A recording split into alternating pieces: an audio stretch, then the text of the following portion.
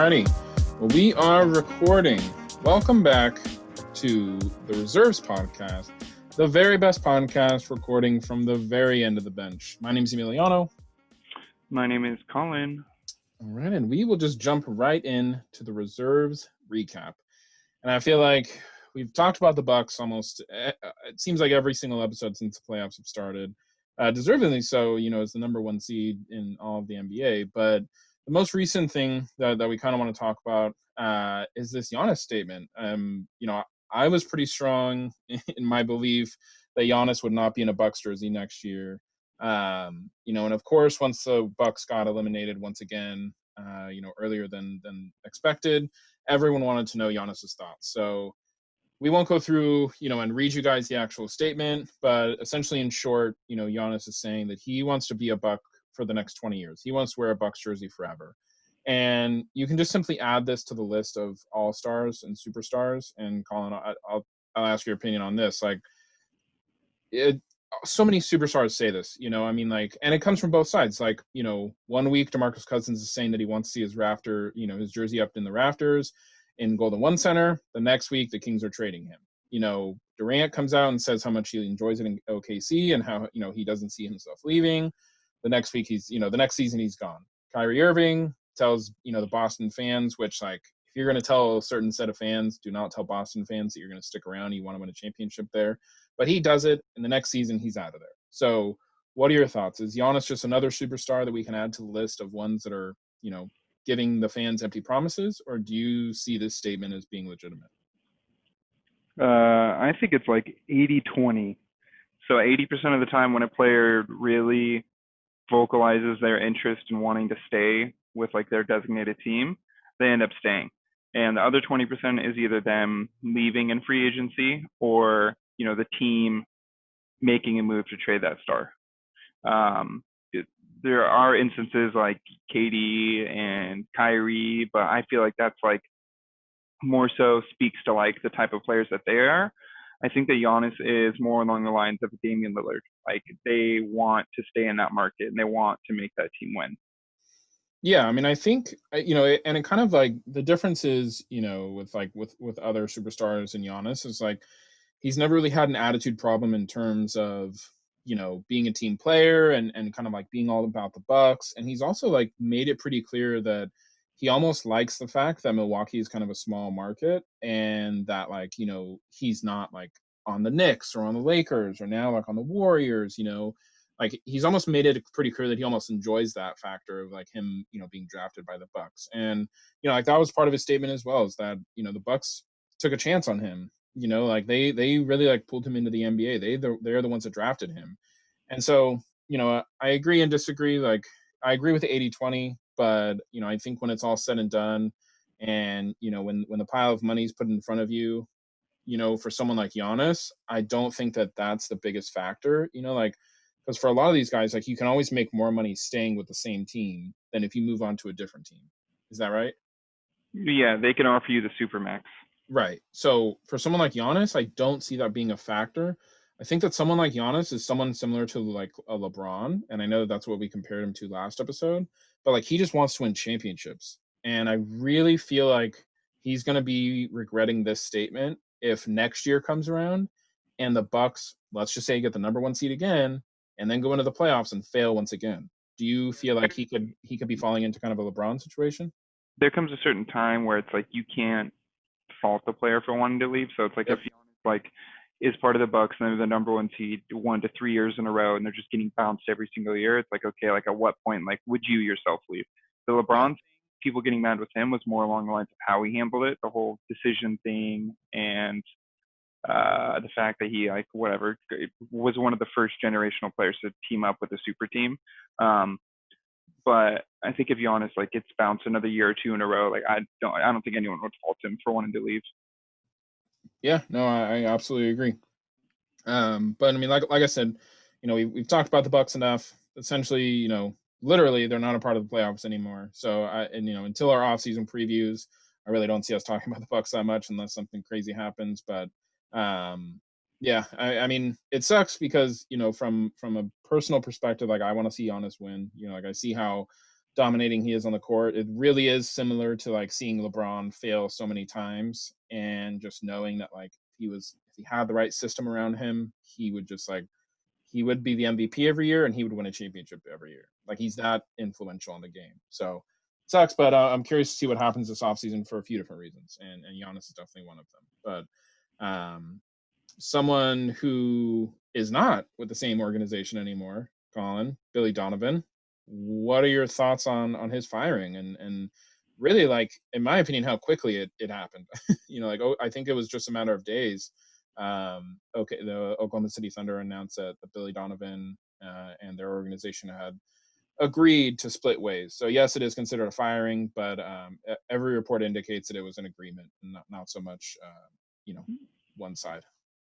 Yeah, the reports I read as well said it was a mutual thing. Both sides kind of agreed to this. I'm thinking that maybe OKC was saying like, look, like we're leaning towards a rebuild. Like maybe they're going to try to move Chris Paul in the off season or by the deadline, whatever it may be. And maybe BIlly Donovan wasn't really looking to be part of like a tanking organization. And they both on both sides of it were like, okay, like this is what's best. Like we can rebuild, you can go to a winning organization, and we can go from there. Yeah.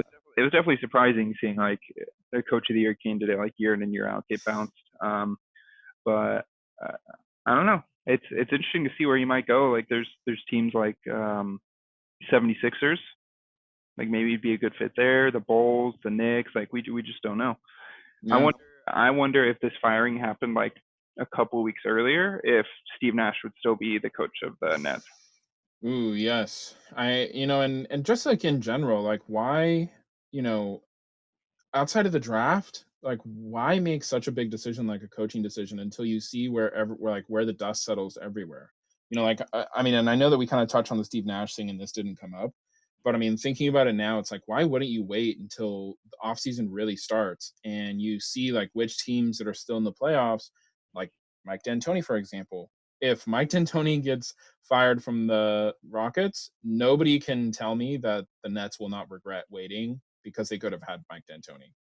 Like those sort of things are just kind of surprising. But then again, it's like, okay, then, if you wait and then someone else picks up Steve Nash and then Mike D'Antoni doesn't agree with you, it's like, well, you should have just done what you had there. But yeah, it's definitely interesting to see. Speaking of, like potentially him, being a good fit for the Nets and the Nets already having Nash, what would you consider some good landing spots? And let's take out, the easy ones, like of course, like, the top seeds, both in the East and the West. I don't, foresee them looking for coaches. The Warriors, of course, are not really looking for the coach of the future. So for those teams kind of like looking for a good coach, where would you see some good landing spots for BIlly Donovan being? Um, I mean, I mentioned the 76ers. They're, obviously looking for a coach after their firing, and maybe he could go there and kind of unlock the offense of the Ben Simmons and Embiid Mhm. combination going forward if that's what the 76ers look to do. There's teams like the Bulls, a young upcoming team. There's what else? I mean, there's teams like the Timberwolves here and there, like, but I think that he goes to a team that's like ready to win right now, like the 76ers. Like I could see that being a fit. Yeah, I don't foresee, in thinking about it a little bit more, do you feel like BIlly Donovan is just another kind of victim of the Warriors, you know, what was it, 5-year run in the West? Like, was he the coach? He was the coach of the Durant year where they were up 3-1, correct? I don't know if he was a coach yet. Well, regardless, he was the coach over these last few years where, the Thunder just either like didn't really live up to expectations with Westbrook or anything, or just like couldn't get past that wall. So I think that he's looking for like a combination. In my opinion, if I'm BIlly Donovan, I'm looking for a combination of like rebuild and championship ready. Because if I had to put up with someone like Russ's personality and like just that like big, like that's not only the face of the franchise, but like you really just don't have a choice unless Russ agrees to get rid of him. And so like I almost feel like somewhere like the 76ers, like you're saying, is kind of perfect because the 76ers are also in kind of like this weird championship rebuilding like window, where like, are they going to trade Ben Simmons? Are they going to trade, Joel Embiid? Do you figure out a way to get rid of the Horford and the Tobias Harris contracts? And kind of like Billy Donovan coming in and, from a 76ers perspective, maybe even being a scapegoat for some of the things that they want to blame, that they don't want to blame themselves for, moving forward, might be good for the 76ers. And then it might be good for Billy Donovan to kind of step into this, like, like I said, like this perfect kind of like rebuilding championship window that the 76ers find themselves in. Yeah. I mean, in looking, I just looked into it. I'm going to be honest. Billy Donovan was the head coach Yeah.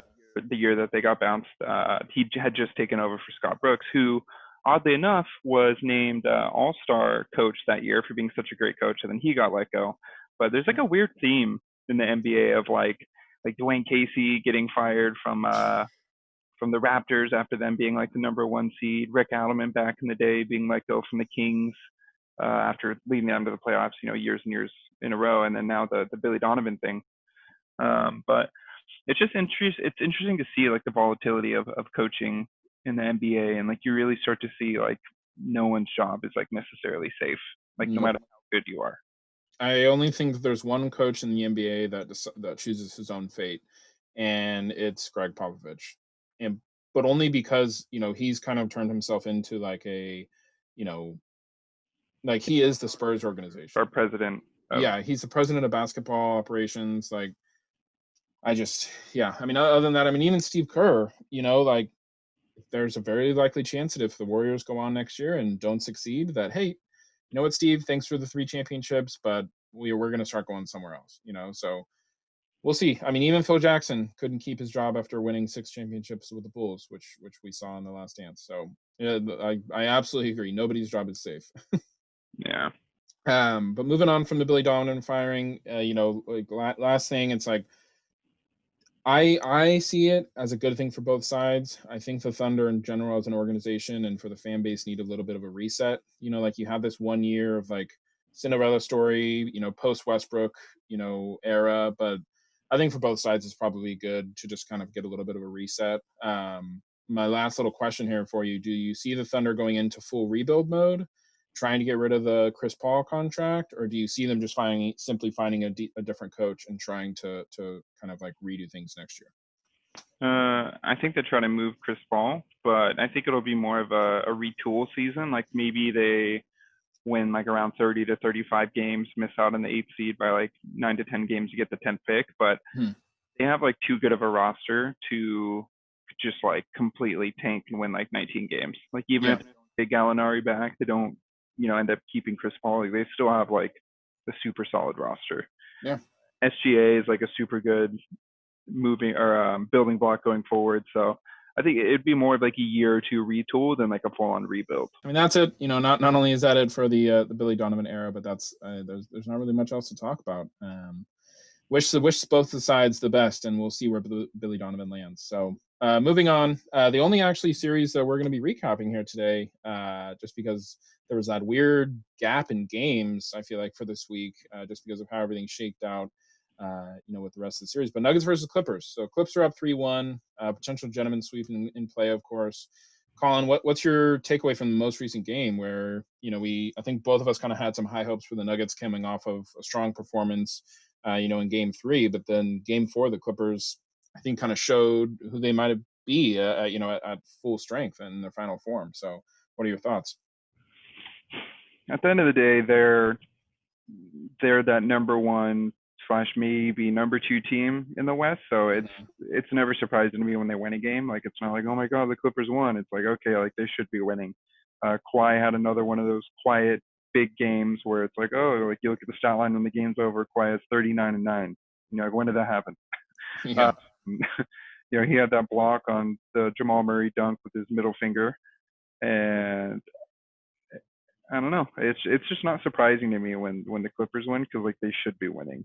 Yeah. Uh, Michael Porter Jr. made those post game comments about, to beat a team like that, they've got to get more players involved, and I don't disagree with that, because like if Jamal Murray is getting like basically full court pressed by Patrick Beverly like every time he brings a ball up, like you have to look to get your role players involved. Like the Clippers are going to try to make you beat them by just using Jokic and just taking Jamal Murray out of the equation. And I don't think that he's far off by saying that, and I don't think that he's wrong.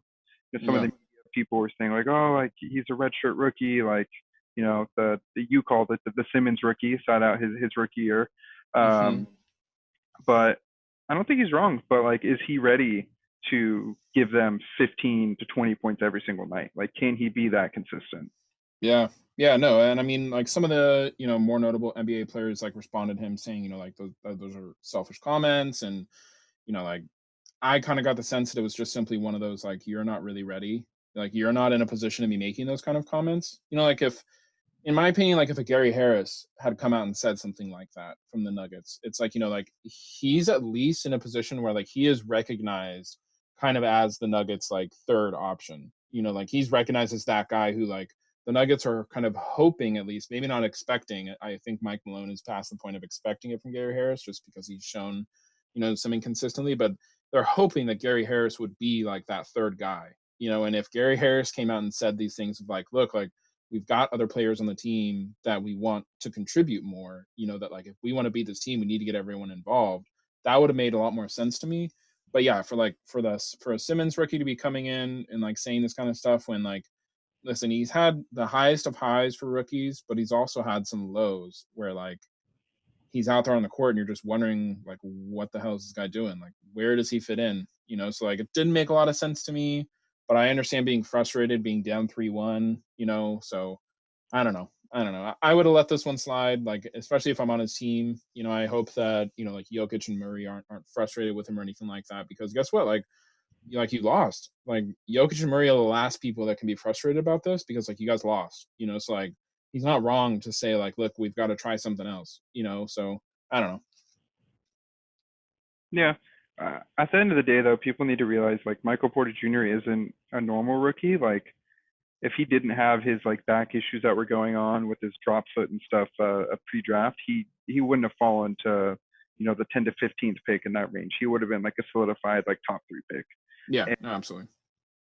it's like, what's the difference between someone like that making a comment and like a Patrick Beverly making the comment? Like they're both role players. Like they're both entitled to their own opinion, and like they're professionals for a reason. And it's like I don't think he's far off by saying that. I don't know.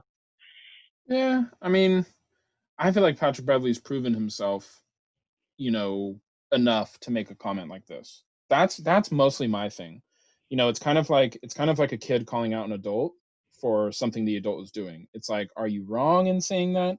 Maybe not, but also you're a kid and I'm an adult. So like, kind of like know your place sort of thing. And like I hate to compare, like a full grown adult male who's in the NBA to a kid, but like that's kind of like the sense that I got in terms of like why players might be frustrated. It's just like, listen, dude, like you are a baby in the NBA world. Like you need to grow up a little bit and prove yourself before you can come out and make comments like that. So I don't know. That's kind of the sense that I got at least from it. Yeah, I mean, I guess It that's all I mean, hey, he can show up tomorrow. This is the thing, like he can show up tomorrow and have a big game and then he'll shut everybody up because it's like, look at like I had a big game and we won. So like I know what I'm talking about. Or he's gonna show up next game and they're gonna give him a chance. Mike Malone's gonna give him a chance and he's gonna flop. So we'll see. That it I feel like we're gonna be coming back to this comment, win or lose, the next time we talk about the Nuggets and Clippers. yeah, I get that. Um, but I could tell maybe you're a little tired or not thinking straight or something, but we do not have the Raptors and Celtics game on this talk track at all. We do not. I might be a little out of it, or I might just be recovering, mentally from that game as well, which I'm sure the players in that game are recovering as best they can before they have to play again tomorrow. But yeah, I can't. You are absolutely right. The fact that we don't have the double OT game in the reserves recap is beyond me. But I don't even feel like we need a talk track for it. We both watched it. We both kind of like lived through it. Any double OT game is kind of like an experience for a basketball fan. So right off the cuff, why don't you take it? You're the one that called it out. Why don't you take it? Your initial thoughts? I feel like that game was like it took away the notion that these playoffs should have like an asterisk next to it. Oh Like yeah.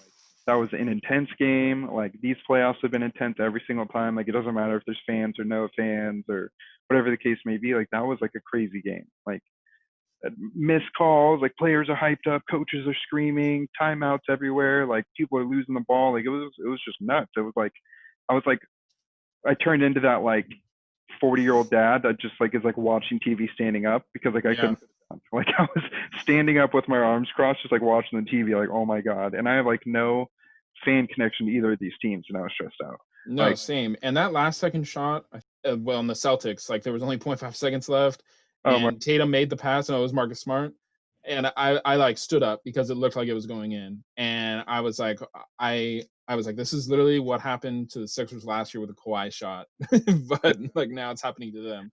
Like no, it got me the most emotionally invested that any game has gotten me so far, like these playoffs. And I it's know there have been some great games, but oh, I was just gonna say it's so easy to like put yourself in that situation and say like I should have done that, but mhm, like there's 2.5 seconds left and Kemba Walker was like wide open, like yeah. right next to Marcus Smart.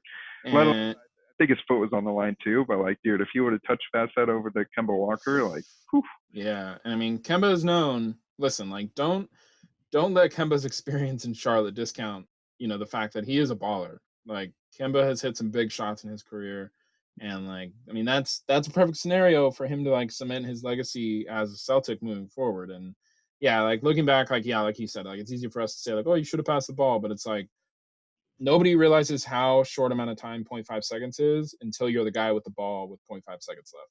Like I'm sure it feels like point 0.1 seconds, in that moment. So, but no, I mean, like, I just, I don't know. I feel like the Celtics kind of lost this game. Like, I feel like at the end of the day, in these situations, like, you just need to pull this game out. Like, you need to close the series in game 6 in these scenarios because now going into game 7, like, it's anybody's game. Like, I just mean like if I'm the Celtics, I'm a little concerned because the Raptors are going to come back and be like, all right, we're not just going to give this game up. Like I don't know. There's a small part of me that now thinks the Raptors are going to take this series in Game 7. yeah. I mean, Game Sevens always like favor the side that has more like more playing time, like more veteran leadership and presence, and like Yep.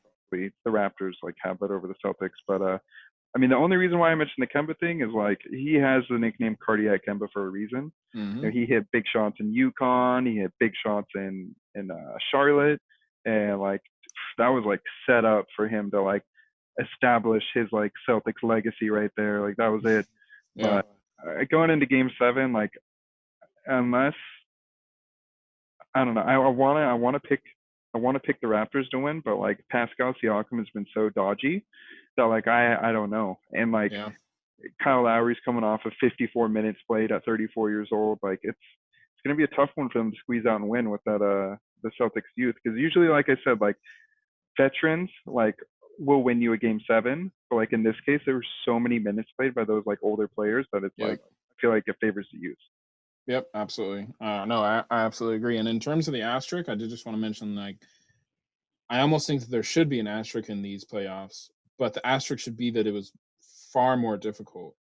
I mean, like even just look back to Jamal Murray, like when they, like moved on, from their last series. Like the reporter had to tell Jamal Murray that he was playing in less than 48 hours. And like the look on his face and like the disappointment in terms of like, holy shit, like I cannot imagine playing in 2 days right now. Like every single player is experiencing that. And like this is by far the most difficult playoffs that a majority of these players have played through. Like I like even someone for like LeBron, who like we're going to talk about in a second, like the fact that they are physically able to play the way that they're playing through these playoffs is just like absolutely remarkable. And like, yeah, it's been a crazy, crazy playoffs. Yeah, I remember the camera like zooming in at Kyle Lowry during a timeout, and he was just like sitting there with his mouth open, just like staring off into space.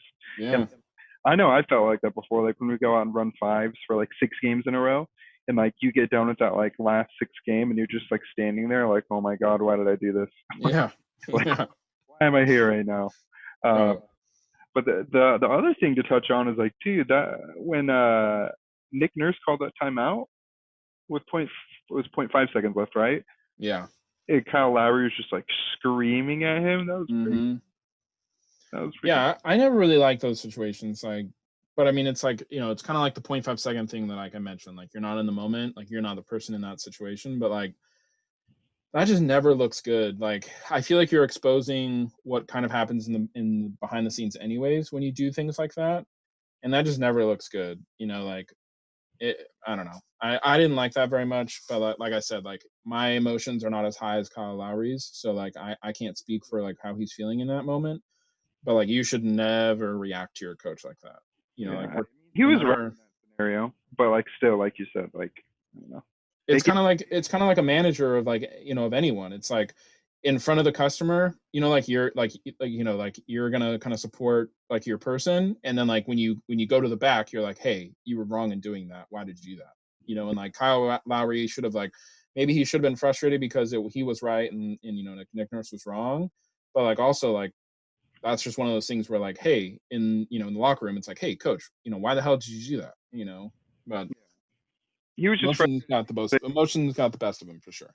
They gave the referees a chance to review the out of bounds call. Yeah, Like when yeah, he just flicked it into Van Fleet and the game would have been done. yeah. No, exactly. But yeah, I mean that was an absolutely crazy series. I mean it is a crazy series. It's not done yet. But yeah, I can't believe we almost left that off the reserves recap. That's the Crazy. best one.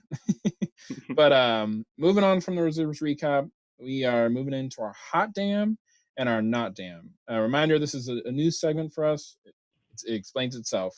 The hot damn stat of the week and the not damn stat of the week. So there's absolutely nobody else that deserves to be on this hot damn stat of the week right now. And similar to the MVP conversation, there's probably nobody else that deserves to be on it almost every week, and that is LeBron James. And Colin, I'm gonna let you take this one. I'm gonna let you talk through this one. But LeBron James is our hot damn stat of the week. LeBron James, 27.6 points, 9.6 rebounds, 9 assists, 1.5 blocks, 1.5 steals, 60% from the field, 40% from three, 35 years old. That is nuts. Like those are like essentially he's a couple points off, but essentially like his playoff run from 2016 to 2018 when he was like in that playoff mode. And I kept saying like, like this Blazer series is like more of a trial run for him to see like what he needs to be at going forward. And I think this series, like we're starting to see like playoff LeBron is like here now. Like Yep. he's here to stay. Like 29 points in the first two quarters, finished with 36, 7, 5, one steal, four crazy ass blocks. Like Yeah. like three of his vintage chase down blocks in one game. 57% from the field on 4 of 9 shooting from three. Like I don't know how you don't give that to him. No, and I mean like if you watch this entire game, like and like Colin just explained it, like the story from the first half of LeBron to the story of the second half of LeBron is like LeBron was very offensively focused that first half, but it's like Colin said, like 3 of these 4 blocks were like signature chase down LeBron blocks. Like I don't know if you follow us on Twitter. If you don't, please do now.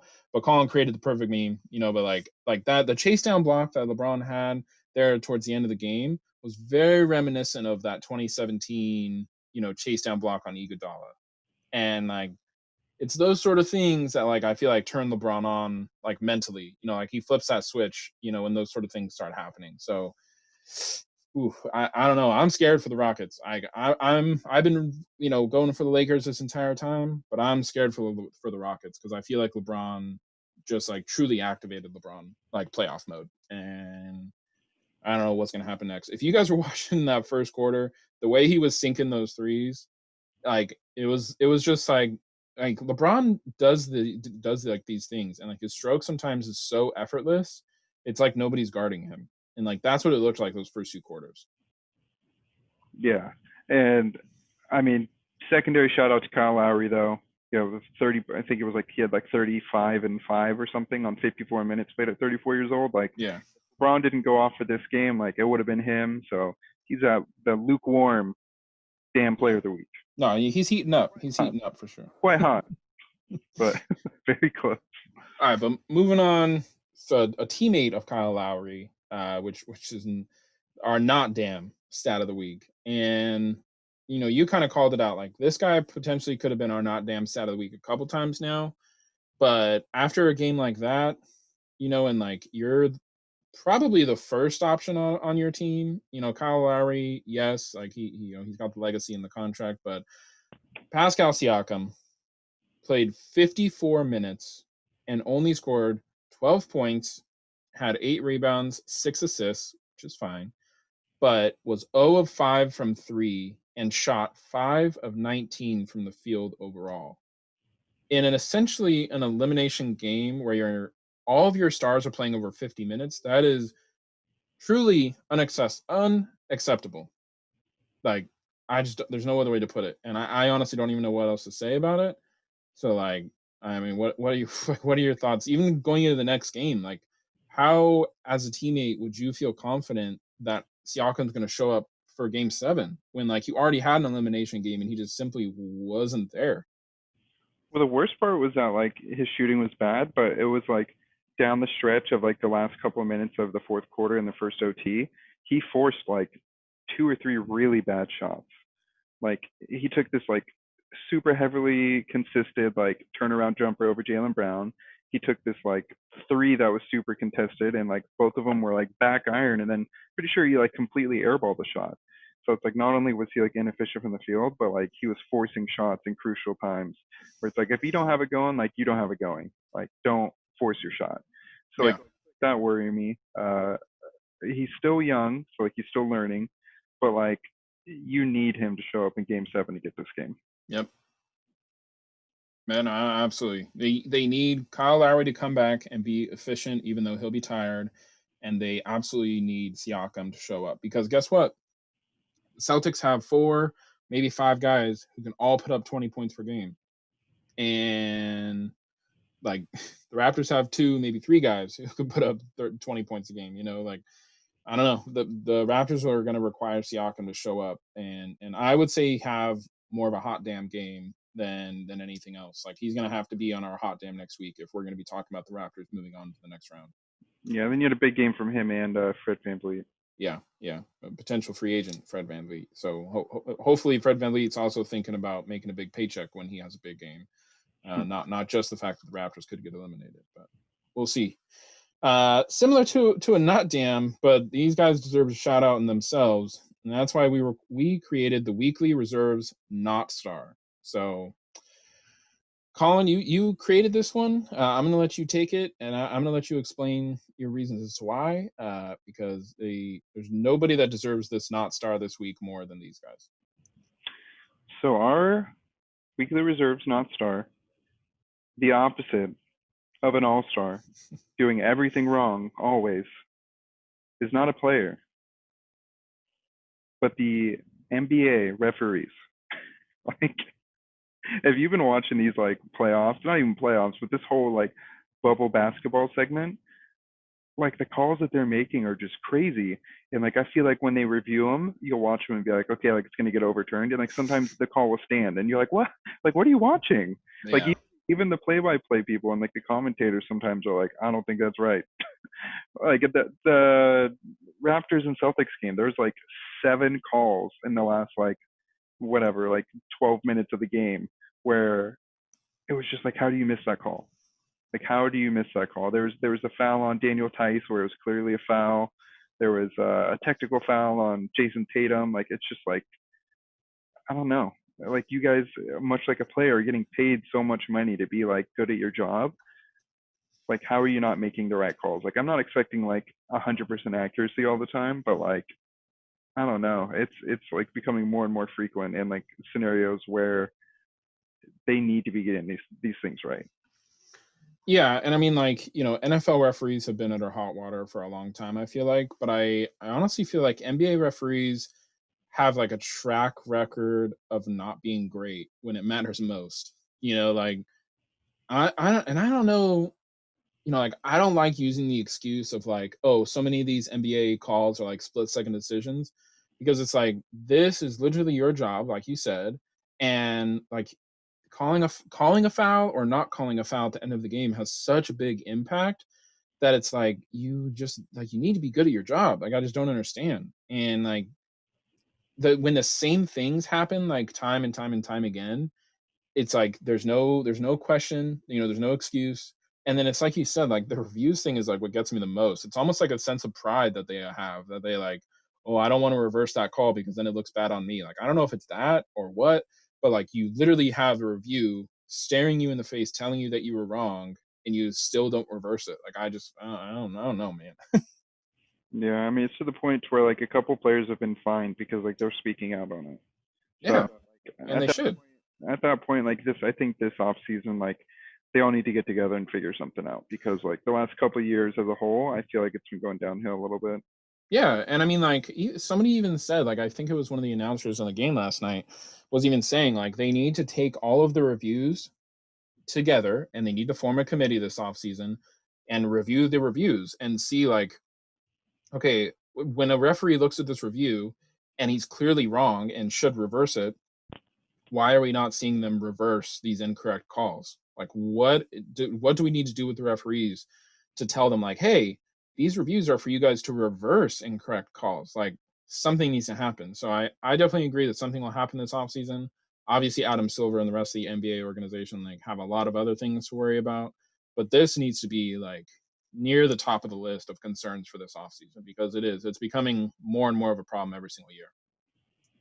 Yeah, and I mean some of it is like change in the way that they're calling stuff. There's been rule changes, this whole replay thing is like newly implemented on what they can and can't review. But as we both said, once again, like there'll be some changes this off season for sure. Yeah, no, I expect some changes. Part of me almost thinks that maybe the reviews are going to go away because I almost feel like they become a more of a point of contention than just the refs calling bad calls. So yeah, I honestly don't know what the answer is either because if these guys are not good enough to be referees and they're the professionals, then who else do you turn to? Robots. Robots, don't do it. It's a trap. All right, but that is well deserving of our weekly reserves not star. I could not have imagined anybody else that deserves it more. So moving on to our last segment here, hot takes. Ow, my hand, that's hot. This one's hot too. Okay, we're trapped, everyone for himself. Alrighty, and for hot takes this week, we haven't talked about the Kings in a little while, and they're in a little bit of rumors. Rumors that I would not be opposed to if they ended up coming to fruition. So, Colin, why don't you take this one as our local Kings GM candidate? Why don't you take this one and walk us through what you think? Yeah, I mean it wasn't like solidified rumors. Like it wasn't like Adrian Wojnarowski came out there or any other notable person, but there was a couple articles suggesting that Victor Oladipo might be on the move. Rumors about him wanting to move and maybe free agency away from Indiana when his contract's up. So maybe that they should move him this offseason or by the deadline. And one of the rumors was Victor Oladipo to Sacramento Kings for Buddy Hield, our first round pick, and then I think it was a future first round pick as well that was top 10 protected. But I don't know. In seeing that, it'd be a bit of a gamble for the Kings because we don't know what Oladipo is going to be going forward. But it would give us that like solidified shot creator next to De'Aaron Fox. And for the Pacers, like it would give them a first round pick to bolster their depth this year, and then a really good building block next to Malcolm Brogdon and Buddy Hield. Uh, I wouldn't be opposed to it. I don't know if Indiana would do this. I think maybe they can get some better assets, maybe a trade to the Heat or something along those lines. But I definitely wouldn't be opposed to it. Yeah, I mean, I wouldn't be opposed to us getting, I think what Sacramento's been missing all this time, and of course, this doesn't directly relate to success, but it would just be nice to see a true superstar, which Victor Oladipo was on the verge of becoming before his injury. But it would be nice to see a superstar, in a Kings jersey. Like the something that I joke about is like I wish I had a Vince Carter Kings jersey just because it'd be cool, but like we haven't really had a superstar, and I would even exclude Cousins, because he Yeah, we he draft. exactly like we haven't gotten a superstar since like Chris Webber. Like I mean I don't even know, like The Kings fans are so like thirsty for a superstar that we all got excited when we traded for Rudy Gay. Like, Yeah. that's how long it's been since we've had like a superstar come here via trade or, like a free agency signing. So, and excluding the Rudy Gay thing, because I wouldn't even call him a star, it's been since Ron Artest, maybe. And he was on the downside of his prime. Ron Artest, maybe, and then Chris Webber. So since like 1999.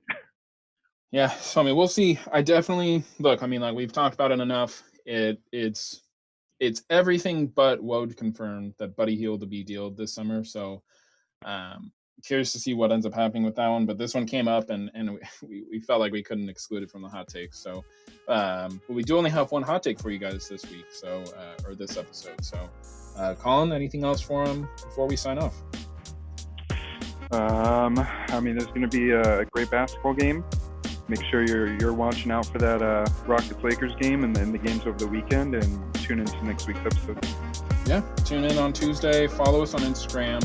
Follow us on Twitter @The Research Podcast. And make sure you subscribe to that YouTube channel. And if you want, head on over to the Anchor page. There is an option to support the podcast if you'd like. Check us out on anywhere you listen to podcasts if you're not already. So thanks for listening, you guys. And we will catch you on Tuesday.